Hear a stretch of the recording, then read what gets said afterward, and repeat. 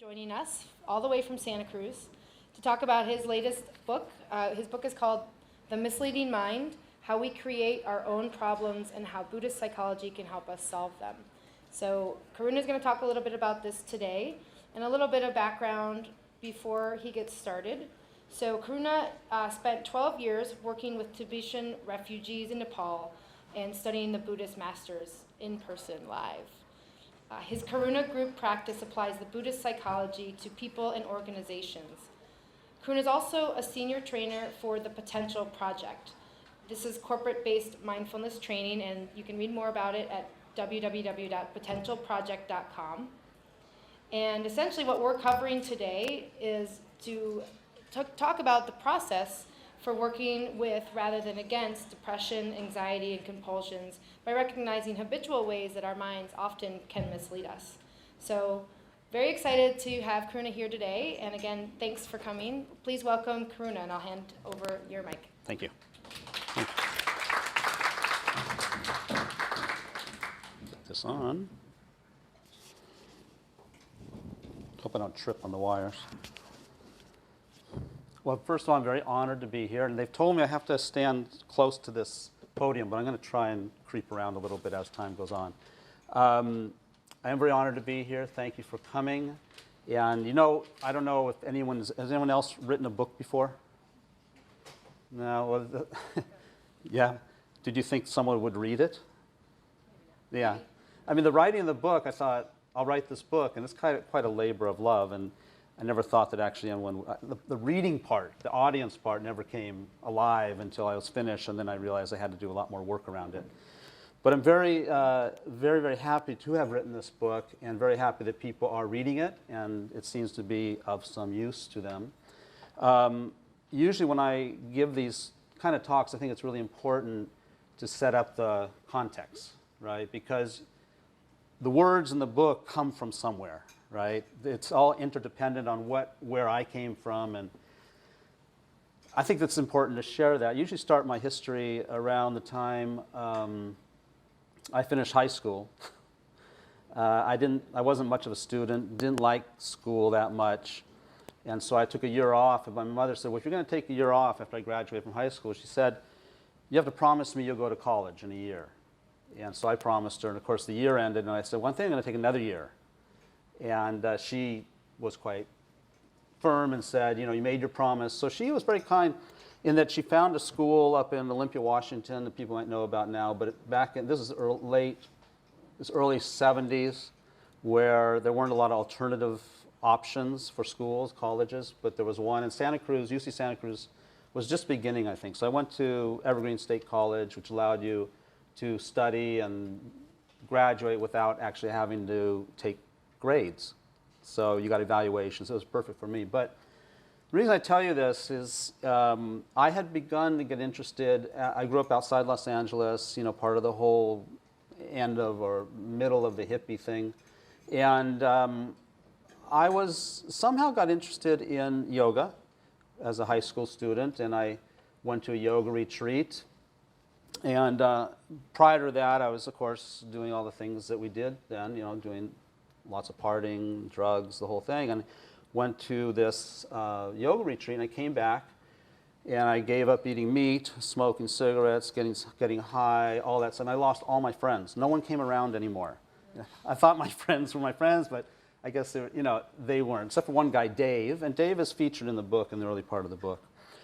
So that was quite a wake-up call, and there wasn't much, it was really hard to find something. I was really interested in meditation. What is meditation? And it wasn't easy to find, much explained in those then. So I ended up at Evergreen State College. I was still involved in yoga. And then a program came along called Year in Nepal. And I don't know if you know, but if you read, the interesting thing in those days was, find a guru, right? People were going to India and find a guru, and I had a little bit of that sort of resonating with, not little, it really resonated with me, but here I was stuck in this college. I thought, you're in Nepal, where's that at? I didn't know where Nepal was. Looked on a map, and of course, as you know, I'm sure everyone knows, it's right next to India. So I thought, that's easy, I'll sneak into India, I'll find some guru, and I'll do, I'll get this degree, and everything will be cool. Well, I love Nepal. Has people been in Nepal? No. Well, it's changed a lot, but it's still a beautiful country and worthwhile to go visit. And I was there. I went to Nepal in 1975. And instead of staying a year, I left in 1988. I did have 1 year, year and a half break in the early stages back here where I had to come back and start a master's program because the only way you could stay in Nepal then was either you had to be in development work or a student. So I knew how to do the student thing. So I went back and I did the longest master's degree of anyone ever. It was like 10 years so I could keep my visa. Thanks. So that's the really core part of this book is that the foundation of it, of course, was the 12 years I spent in Nepal. And I found myself really, originally I went there to study the difference between Hinduism that was arriving in America, comparing it to what really exists in a Hindu country. And Nepal is sort of Hindu and Buddhist, it's both. But that's a little bit like someone going to Silicon Valley to study technology, you know? It's like it's just imbued here, right? It's how do you extract it out? So I became pretty bored and disillusioned, but there was a monastery nearby, a village I was living in. I was immersed in Nepalese culture and Nepalese language. And there was a monastery teaching a meditation course for Westerners, for foreigners. And again, this is 1975. It was very tough. You know, if you were interested in, you would see Tibetan Buddhists walking around, and you really wondered what they were about, and you could, but to study it almost was very tough. But there was this monastery there that taught these 1 month intensive courses in English, Kopan Monastery. That's where I ended up. I didn't want to go there because it wasn't cool enough for me because I was like Nepalese guy, and I didn't want to go up there with a bunch of foreigners and tourists. So I did swallow my pride, fortunately, went up there, and was at this 1 month course, and then that's where I stayed for the next 12 years or so. Very unique place. What was unique about it, and would feature, what was unique about Lama there, a Lama named Lama Thupten Yeshe, who passed away in 1984. And, again, I had the great fortune of working closely with him. He was what I would call a Renaissance Lama.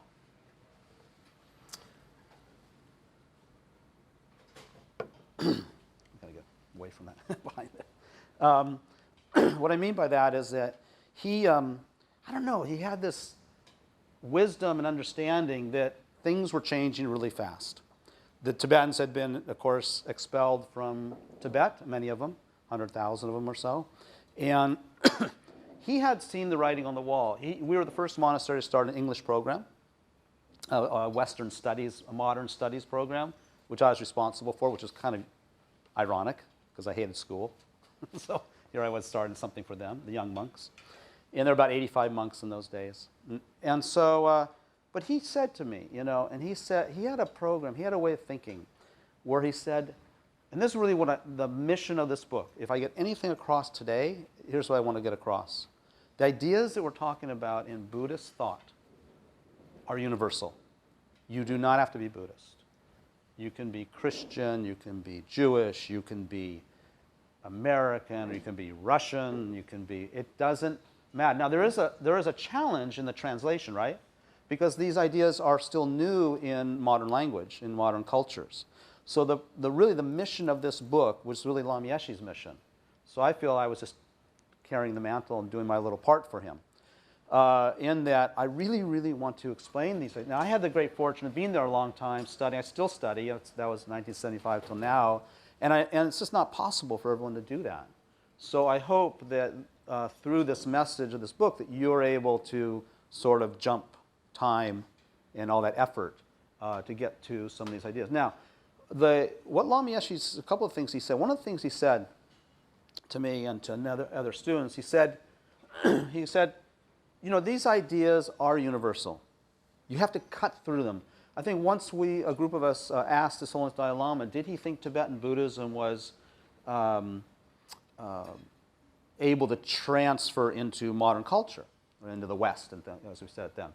And he said, well, leave the Tibetan with us and take the Buddhism. And I think that's, so it's tricky to extract the culture from what is the actual principles. The principles, for the most part, in Buddhist thought are psychological. Of course, there's the philosophy. it's really not, it's religious depending on the culture that it traveled to. So there was the historical Buddha, Shakyamuni Buddha, who lived more than 2,500 years ago. But it's really fascinating, a little village, some little area of India then. And it's really amazing. It spread from as far south as Sri Lanka, as far north as southern Russia, as far east as Indonesia and Korea, Japan, China, and Southeast Asia, and as far west, I think, as far west we know for sure, as Afghanistan. And wherever it went, it didn't ask the cultures to adapt to that system of thought, right? It said, what in this system of thought is applicable to your culture? So think about what's happening now today in our culture. And that's a hard word to say, our culture, because if I just talk about America, it's multiple cultures, right? But if we just talk generically or generally, what do you think is the dominant system of thought in this modern culture? Does anyone want to say? Yeah. Yeah. Thank you. Exactly. Right. Now, isn't it scientific and materialist? And in Buddhist system of thought, there is a science that can morph and adapt in here into this culture. As the Holiness Dalai Lama has, for many years, had a dialogue with modern day scientists. So that's the idea, and I think that from my background, those years in Nepal, what was I going to do when I came back to the States? How do you integrate that? How do you integrate that richness of experience? And that's why I became a psychotherapist. I got my master's in clinical psychology. And it was tough because I had already studied this complete system of thought. Very complete, 2,500 years old. It had been debated, it had been, discussed, it had been meditated upon. All this so rich, so deep, so thick. And then I come back to California, and I'm working with, getting a master's degree in psychology, which is a system of thought that's really, really new, isn't it? Think about it. It's very new. And so my job, and it was difficult, my job still is how do we integrate these ideas? So the other thing that Lama Yeshe said, he said to me, you need to communicate these ideas so that your mother can understand them. Okay? So they're not meant to be just for the scholar. And that's a big task, because I don't know about your mother, but it's not easy to do. So that's the idea, is to communicate them so that anyone can understand, because they're useful. Let's go to another part of this. Why is this even interesting? Why even get involved in this Buddhist psychology? There's only really one purpose, and that is that we all are looking for the same thing. What we're looking for it's pretty simple, is to be happy. And we could make an argument that everything we do is for that purpose. It becomes really fascinating. Of course, then we have to define, what do you mean by happiness? Right? And the other thing about Buddhist thought is we define everything. Well, all important terms are defined, so that we have the same language to have a conversation with. I'm just curious. Has anyone studied, studied psychology in here? Did you? Okay, so psychology. Psych means what? Soul. What else? Soul, psyche, mind. And ology? Study of. Study of the mind, right? Did you ever study the mind, have a class on the definition, the nature of mind, in your study of psychology? No. Anybody else? In Russia, did they? No. Anybody else? Is there a third hand? I think there was a third, but you chickened out. But, isn't that amazing? Think about that. Here we are, trained to be psychologists, okay? Psychotherapists, therapists of the mind, and we don't have a working, accepted definition of the mind. I don't think there's any other, I don't know if there's any other discipline that you would have that same situation. If you were to travel throughout the Buddhist world, I can't say about, at least if you asked a scholar in Japan, a Buddhist scholar in Japan, a Buddhist scholar wherever, in Tibet, if you have a Buddhist scholar in Sri Lanka, Southeast Asia, generally speaking, they will come up with the same definition of the mind. It's debated in terms of what that means, but you have a working definition. There's not an argument. I think that's fascinating. Here in the Western world, we don't have that. And I think that's interesting. I think that's kind of strange. Okay? So the purpose in Buddhist psychology, why is it Buddhist psychology? Why even talk about, I don't think there's Islamic psychology that I know, or Judaic Christian psychology that I know. Why Buddhist psychology? Isn't that kind of weird? The reason is simple. The reason is that the whole purpose of all these systems of thought really is to be happy, right? To give you a system of thought to kind of liberate yourself from difficulties, from problems. So in the Buddhist approach, what I think is very, very unique is it's the inner approach. In fact, the Tibetan word for Buddhist is a word called nangpa. And nang means inside or inner. And pa is a marker for a person or a being. So it means an inner being. It's interesting. An inner being is the definition of Buddhist. So you don't have to be, if anyone here who thinks of themselves as an inner being, you're a Buddhist. So you don't have to worry about changing religion. Okay? If the thing is, and we don't want you to anyway. So really I think, again, Buddhism is more of, His Dalai Lama calls it mind science. Why? Mind science is a synonym for psychology, isn't it? Close enough. Okay? So again, mind science. So I urge, within this book, my point is that I think people can understand. I don't think I was too shallow or superficial in the book. I really wanted to get, deeper into the concepts as best I could without losing my audience, because we can really lose it pretty easily. So some of the ideas here are that, number one, the only purpose of Buddhist psychology or psychology is to be happy. And in the Buddhist psychology, the idea is that happiness, okay, you all know this, but just to rephrase it, happiness doesn't come from outside. Okay? There's only two places. There's the outside and the inside. There's the subject, there's the object, right? And yet we spend all of our time, most of our time, maybe not consciously, maybe not intentionally, but if we think about, to be happy, we are generally speaking going to look for something to help us on the outside. Not always, but generally. It's our sort of default mode. That's because that's the way we're trained. And I think it would be good to start training kids and people to know that there's options. And so in this context, happiness in the Buddhist context means a balanced mind. Okay? Happiness, as they say, is an inside job. Okay? So if happiness is an inside job, then we need to understand psychology. But we need to understand our psychology. The idea is not to necessarily understand all these fabulous theories, which we have tons of.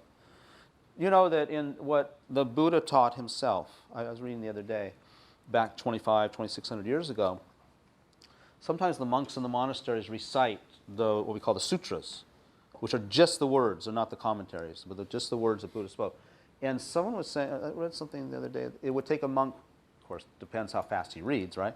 Take him 40 days to recite the entire sutras that Buddha spoke. That's a lot of words.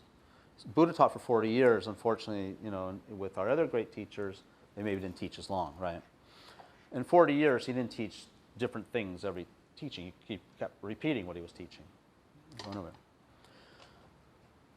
So I have a question. So can someone just look at your hand for a second? Everybody has to do this, right? People eating don't have to do that. Okay, can someone tell me what color it is? What color is your hand?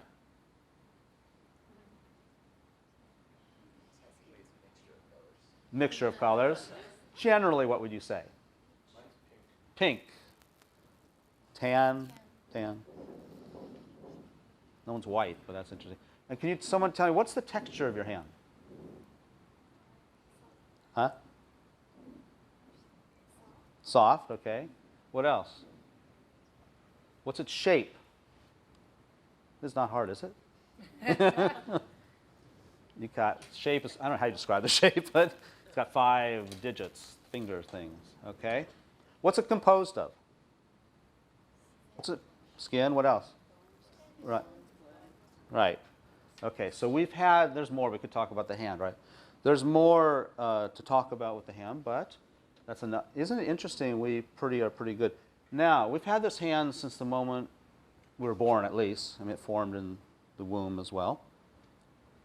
Now, can someone tell me what is the color of your mind? Huh? Rainbow. I'll go with that. I'm not sure what else will. But what is the shape of your mind?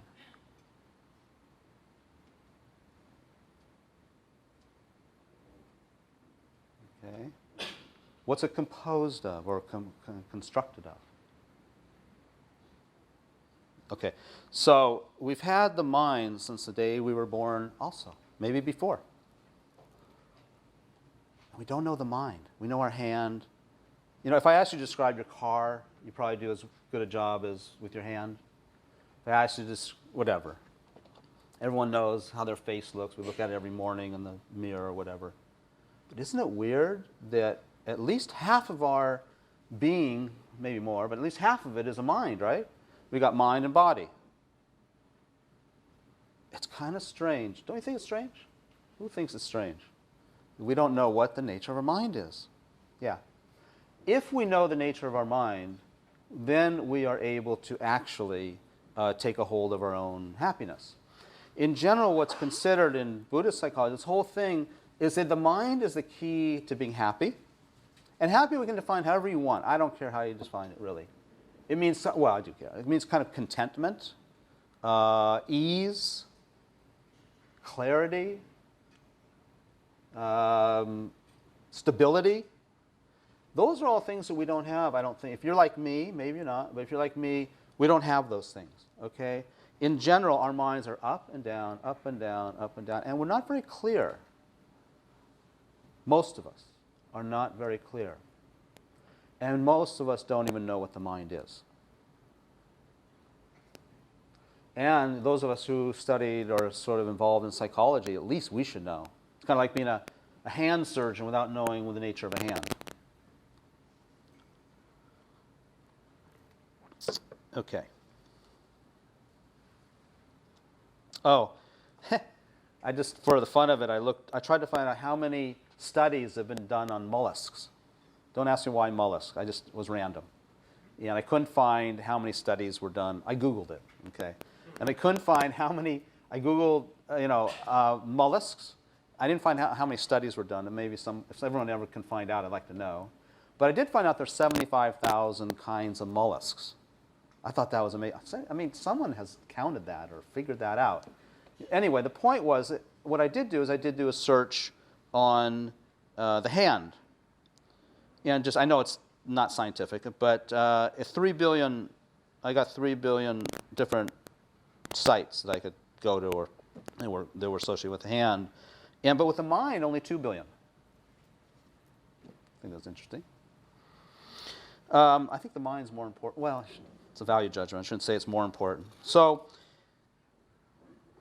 the mind, I want to quote Lam Yeshe, which he says, the human mind has both positive and negative sides, but the negative is transient, very temporary. Your up and down emotions are like clouds in the sky. Beyond them, the real basic human nature is clear and pure. That's pretty cool. Okay? Beyond them, your human nature is clear and pure. This is because, I know that a lot of times when we look at Buddhist thought and Buddhist psychology, there's a lot of talk about suffering, right? Yeah? The reason for that is not because that's all there is. The reason for that is that we don't understand how things are, and it's only by understanding the problem that we can actualize the solution. So, sometimes it's a little bit, Buddhist therapy, so to speak, is a little bit intense because it does force us to deal with our stuff. It really does. So it's not for everybody. Okay? What I mean by that is in the book, I get often asked, what did I mean by problems become friends? Because that's in the book. And that's a little tricky thing to understand. It can be tricky or not be tricky. I'll tell you why. For somebody who is, in quotes, a spiritual practitioner, that idea is not difficult. The problems could be your friends. Now, what do I mean by spiritual practitioner? I have a very specific meaning about that. I think a spiritual practitioner is anybody who is interested in and focused upon developing one's inner potential. Okay, so I don't mean anything religious by spiritual. There's religions are religions. You could be a religious person and not be spiritual, in my book. Okay? And you could be non-religious and be very spiritual. And you could be involved in therapy, right? Therapy or coaching and be very spiritual because you're really trying to figure out, you're trying to learn. To be a spiritual person means to learn about how we work internally. That's what I think. And learning the correct stuff too, right?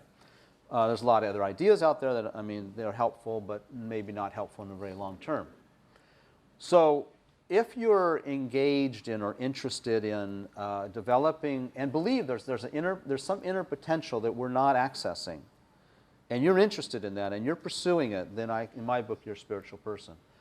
And for the sake of, to get this out now, we do a lot of work around people in work, businesses, things like that. Why? This is where we live. So does it mean that you can't be a spiritual person when you're at work? No. We believe as we get better, that's why we call ourselves, you're a practitioner, is that we have to practice this. So it's like, why are problems our friends? Because it's only through problems that the crap comes up. That's a generalization. Okay? But generally speaking, it's in relationship, first of all, with other people, a lot of the times. We get upset, we get jealous, we get anxious, we get tired, we get impatient, we become sad. All these things, mostly, by the way, in relation to other people, and when they're not in relation to other people, those are our problems. So my definition of happiness now has changed over the years. It keeps changing, actually. Meaning it gets sort of more refined, I should say. It used to be, I remember one of my son years ago asked me, he said, Dad, why don't you get stoned anymore? Why don't you smoke dope anymore?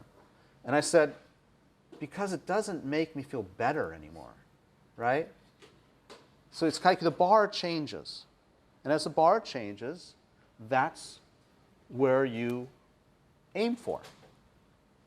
Ethics. Another good question. Ethics. Ethics are not, in my opinion, something that should be imposed from above, or morality. Ethics are something that work for you. So in terms of Buddhist ethics, we don't do certain things only because they disturb the mind of myself and others. And what did I say the opposite of happiness is? A disturbed mind. Okay? So it becomes very simple and very pragmatic. We don't have to change all this stuff. Just do it slowly. Like, that's why I have no moral qualms with getting stoned. It's not a moral thing. It has to do with it makes my happiness lower. And I want to be happy just like everybody else. Okay? Not everyone has that. That's not their reality. That's my situation. Okay? So it's just like that. That's what ethics are. Okay? For lack of a better, in case you were interested. I wasn't going to go into that. Another thing the Buddha said, he said, this is quite famous. He said, everything has mind in the lead, has mind in the forefront, is made by mind. Wow. If that's true, we have to research it, see if it's true, we're focusing on the wrong things in order to be happy. So in order to be happy, of course, you go to work. It's not to be happy.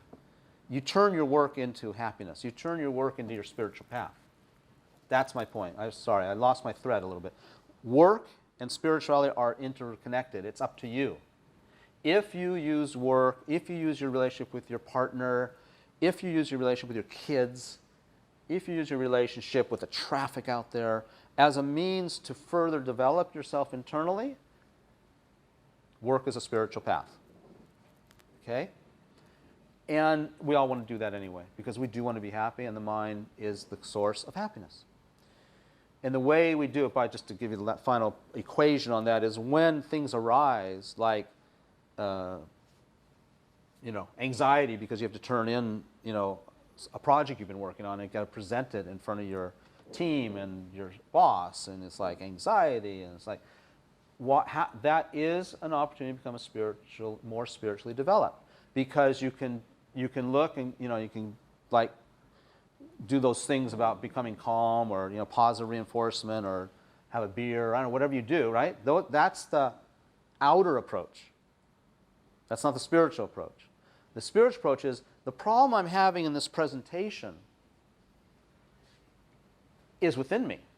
It's my anxiety. It's my lack of confidence. Okay? So it's a mental construct, right? It's a mental, so the only thing that will really work to get rid of it long term is a mental approach. That's a spiritual person, okay? It's also psychologically sound. It works. We become psychologically more healthy. Now, in the book, I can't go into all the techniques. There's thousands of techniques we could talk about, okay? And it's not really an opportunity. But first thing that we have to do, how much time have we got? Okay. I do want to share this just because I know people always want techniques and tips. What we need to do is I think I offer 4 steps, one 4-step method in the book that talks about the first thing we need to do is be aware that we have a choice. And generally speaking, if you're like me, we are in automatic pilot mode, right? We are not very conscious. We are not very aware. We're not very mindful, if you're like me. And the beauty of this human life is that we do have a choice to be mindful. And if we just make that decision, it's like, wow, this moment right now becomes extremely valuable and precious. And then when we don't do that, we just carry on as usual, and then we die. Okay? Sorry, I don't mean to be so dramatic, but that is what happens. So the first thing is to really go, hey, wow, I have this beautiful, beautiful opportunity, precious life. Sure, there's problems. I'm not talking about, there are problems. That's the nature of life. That's why Buddhism's kind of negative. It's not that it's negative. It just says that things are kind of negative. Problems don't go away on their own. We're problem-free today, and then we have problems tomorrow. It's amazing. And we have no control over it, the external stuff, and we try to control it, right? It's very, very fascinating. It's a great topic to discuss, how we try to control suffering on the outside. Doesn't mean we should stop doing those things, by the way. We should try. But we have to be conscious of our intentions, So, and then they don't really help. The solution is something internal, okay? So the first step is just go, oh, I have a choice of how I am in this minute, in this moment, in this experience. If you're in traffic getting pissed off on the Bay Bridge, you have a choice, okay? When you go out to the lunch area and you're really excited because yesterday they had, what did they have yesterday? What was it special? Huh? Mexican. And you go, gosh, fish tacos? Yeah. So you go, oh, I'm looking for, I'm going to get those fish tacos. You go up, they actually have them again today because people loved them yesterday. And you go out there and they're all gone. What happens to the mind? The more you thought about it from yesterday, the more agitated the mind comes. If you thought about it just quickly, then your mind doesn't get too agitated. Okay? So then you start yelling for them. Where's the fish tacos? Are there any more in the back? Like that. And because we have this default mode there's nothing wrong with having the fish taco. But you see, we're misled.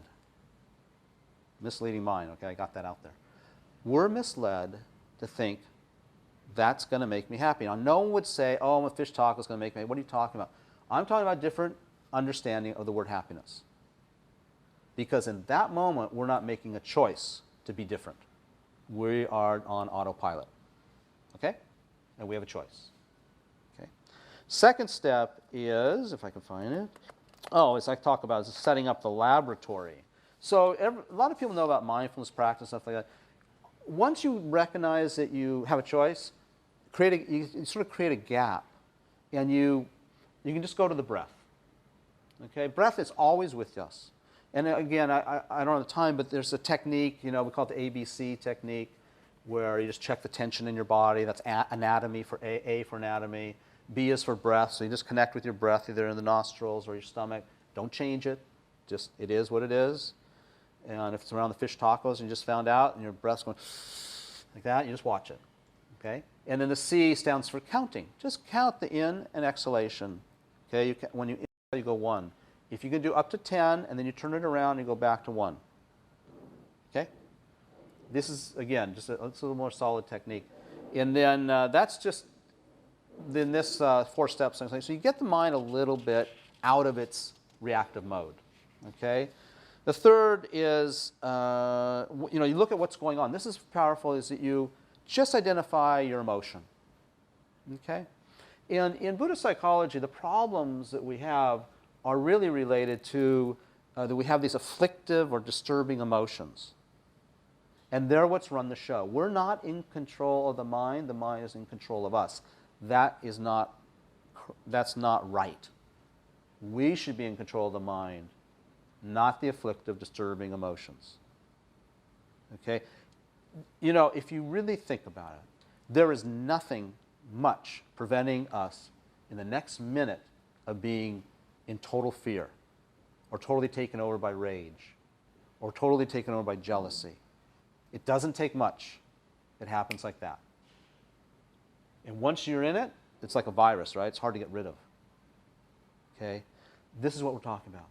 This is what we're saying. We don't have to be that way.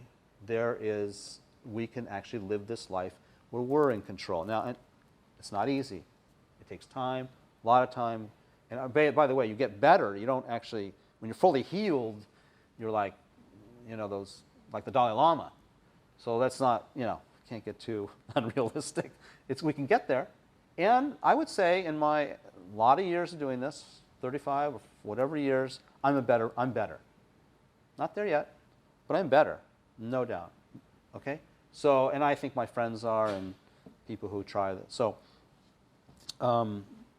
that's the third step is like identify what emotions are arising, because when you name it, what happens when you name it is you objectify it. Okay? When we don't objectify, do you know, like if you get like agitated or angry, anxious, or depressed, it's a very interesting psychological condition where we merge with the depression, don't we? We merge with the anger. It's like, I'm angry. When we say I'm angry, there's no subject-object. The linguistics of I'm angry is subject-object, isn't it? There's a subject. It can see anger, and we say I'm angry. But the conception is I'm merged with, I'm one with anger. There's no way you can say I'm angry if you're merged. I know I don't want to go, think about it. If you are it, you can't see yourself. Okay? So obviously you are not the anger, but we're so confused. So we say, so the degree that there's objectivity, by the way, there's more control. That's what we're looking for. So we objectify the disturbing emotions. And by the way, because I only have a short time, there are positive emotions too. The job is to develop the positive emotions. Unfortunately, for some reason, the negative, afflictive emotions are more powerful in the sense that we're more habituated to them. But we all know people who are compassionate, right? We all know people who are wise. We all know people who are kind, empathetic. Those are some of the positive emotions. So our idea is we got to rid the mind of those ones that take over, which are anger, jealousy, desire, confusion, things like that, anxiety. Okay? The fourth step is you take some action. So you're there, and actions that you can take when the afflictive minds are arising are lots of different things. I can't give you just one right here. I don't mean to do that, but they are in the book or somewhere else. But the point is that with action, comes inquiry. Okay, I want to really stress that. I really respect the whole mindfulness movement is great, but I think something is missing that we can add to people. Once you develop a calm mind, it's not enough. We can do more. And the more is inquiry. What I mean by that is to inquire into the nature of what's going on. So let's say you're getting really angry. You're really agitated. So one of the things we have an inquiry about is, how does that anger really exist? You know, I was talking about subject object. If you just inquire about that, what happens to the anger? Does anyone know? Dissipates. The inquiry itself is a powerful antidote. Okay? And so when we inquire about the nature of things, and then you could say, oh, I'm angry. Well, just like we did in the beginning earlier about the mind, the I am angry. We say it all the time. What is that I? We just take it for granted. But if you really start looking for it, it's very interesting. Very, very interesting. And we have, by the way, we have multiple eyes. Eyes. We have multiple eyes. We are multi-personality, disordered. Okay? I'm a father. I'm a husband. I'm an author. I'm a therapist. I'm a coach. I'm angry. I'm agitated. I'm nervous. I'm afraid. I mean, we've got all for the day, right? Right? So there's positive ones and there's more negative ones. And I think I must be running out of time. You've got about 2 minutes. 2 minutes? Oh, questions. 10 minutes for questions. I really like questions. I hope there's some questions. Uh-oh. I'll just keep talking. I don't want to do that. Yeah.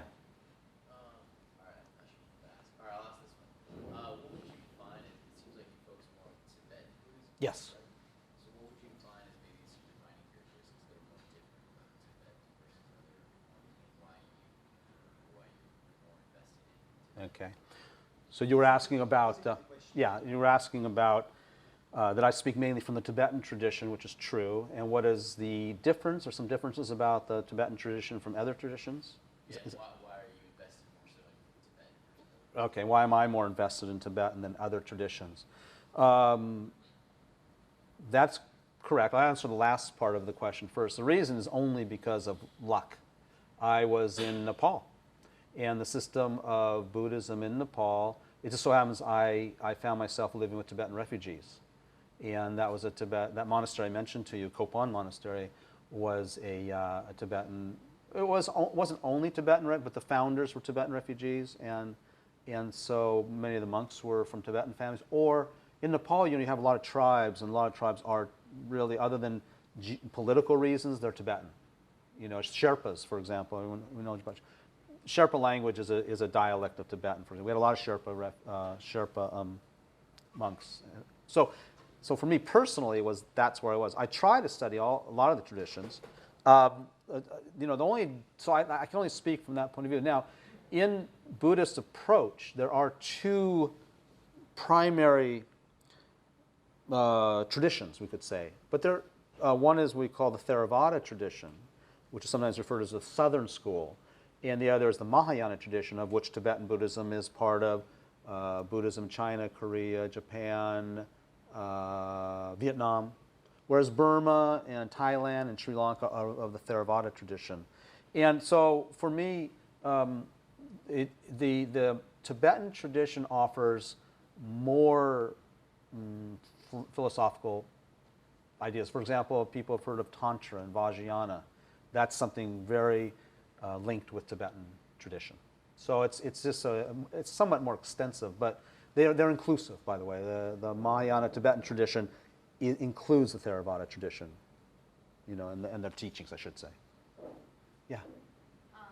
Curious, at what point while you were studying Buddhism did you decide to turn and study psychology? I was actually a psychology and religion double major. Uh-huh. And I was always trying to get to that point with psychology and religion, or took a lot of Buddhism classes and the psychology behind Buddhism and whatnot. And was there a defining moment or something that happened to you during your religious studies? Yeah. So the question was there a defining moment but when I decided to study psychology as opposed to religion? Yeah. Well, fortunately, I listened to Lama Yeshe really carefully, and I got it that what Buddhists thought was about was not really religious. There are religious parts, but it's really psychology. And so I think I started studying psychology long before I came back here, and I just loved it. I loved the depth in Buddhist psychology. It's very vast. I mean, just not to leave you hanging, it's not something interpretive. It is a system of psychology. The mind is explained, mental disorders are explained, how experience arises. It's very, very vast and very, very in depth. When I came back here, I really wasn't. I thought I'd like Western psychology, but I found it. What to say? It's very useful in terms of applications, like particularly in terms of crisis management.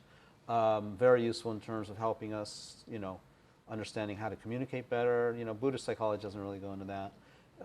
But as a theory, I didn't find as much use. So I don't know if there was I think the defining moment happened long before I came back.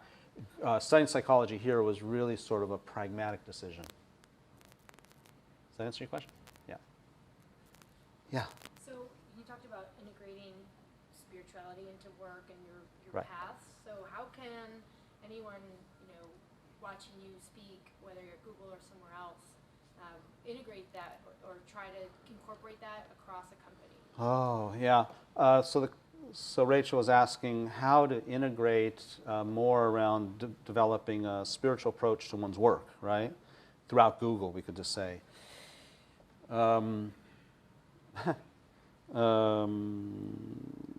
Have a conversation with me about that.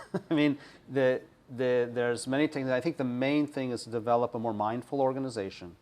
Okay. How would we do that as people in the organization? Oh, people in the organization. How do they do that? Well, you really need instruction. The first thing is instruction. We offer, for example, I don't know if I can promote, but we do offer a corporate-based mindfulness training program that's designed for people in the workplace. That's the beginning. The first thing is develop a mindful approach, but I want to just make my soapbox issue that it goes beyond that. First, become a more mindful organization through training. I don't know who else does it. I'm sure there's other people, but you need to have a program.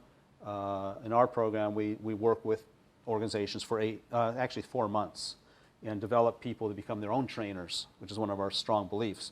Also in my book, but this idea that Lama Yeshe was very strong about is he had this phrase that you need to become your own therapist. And that's what my goal, I hope I can help people do that, get me out of a job. So in the same thing, organizations, our programs model that philosophy. After mindful, it's very important to become a more mindful organization, because what happens in mindful organizations is there's a lot natural empathy develops, natural listening develops, natural self-awareness. When we do emotional intelligence surveys for leaders, one of the prime competencies, of course, is self-awareness.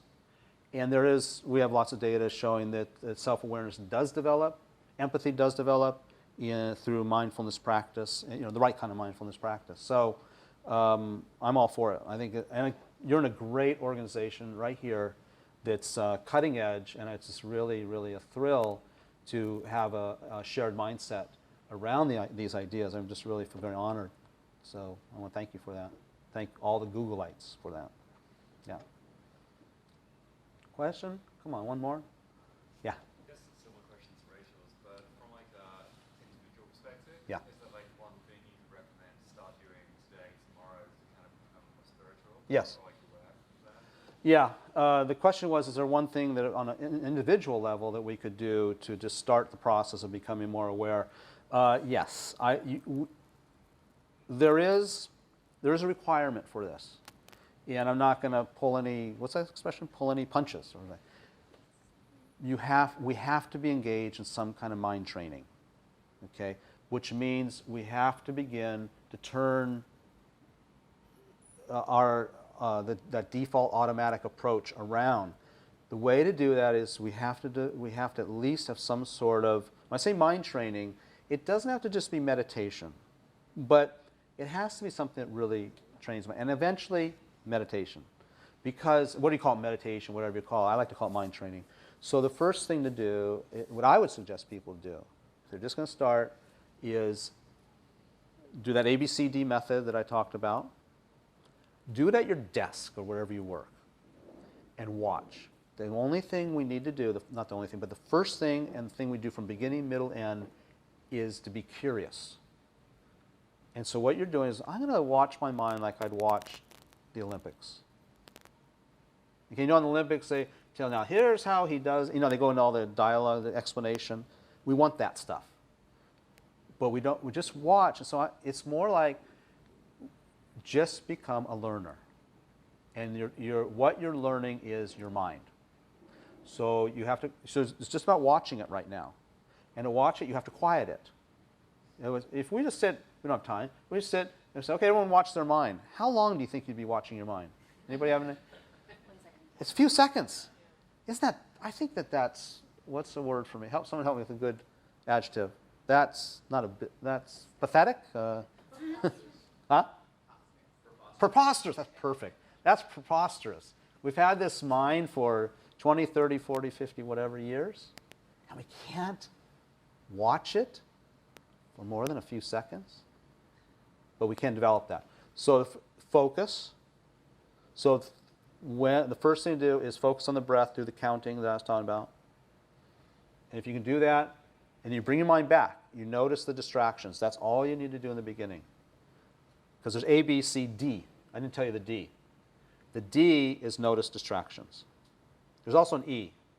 It comes later. Part 2. Yeah, part 2. Okay, so am I good? Yeah, We're good. Okay, I think that's it. Thank you very much. Thank you. Thank you.